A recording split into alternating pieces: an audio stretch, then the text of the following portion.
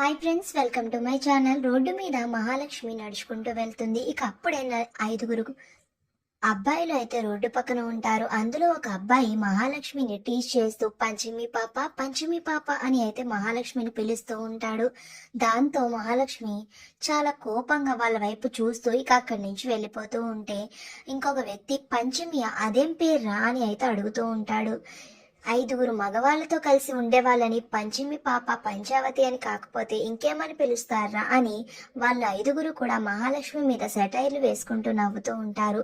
దాంతో మహాలక్ష్మికి చాలా కోపం వచ్చి వెళ్ళి వాళ్ళ కాలర్ పట్టుకుని వాడిని అన్నవాడిని ఎడపెడ అయితే చంపలు వాయిస్తూ ఉంటుంది. అలా వాయించి ఇక వెళ్ళి బస్ స్టాప్ లో అయితే నుంచుని బస్ కోసం వెయిట్ చేస్తూ ఉంటుంది. ఇక అప్పుడే కోపంతో రగిలిపోతున్న తను అయితే వచ్చి నీకెంత ధైర్యం ఉంటే నన్నే కొడతావా అని వాళ్ళ ఫ్రెండ్ బైక్ మీద వచ్చి వెనకాల కూర్చుని బస్ స్టాప్ లో ఉన్న మహాలక్ష్మి చున్నీని అయితే పట్టుకుని ఫాస్ట్ గా వెళ్ళిపోతూ ఉంటాడు. రే వదలరా అని ఆ బైక్ వెనకాలే మహాలక్ష్మి పరిగెట్టుకుంటూ వస్తూ ఉంటే నీకెంత ధైర్యం ఉంటే నన్నే కొడతావే అని ఫాస్ట్ గా బైక్ మీద చున్నీ లాక్కుని వెళ్ళిపోతూ ఉంటాడు ఆ వ్యక్తి.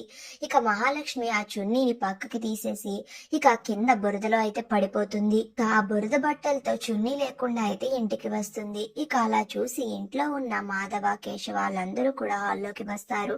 ఏమైందమ్మా, ఏంటి డ్రెస్ మొత్తం ఇలా బురదైపోయింది అని మాధవ్ అడుగుతూ ఉంటాడు.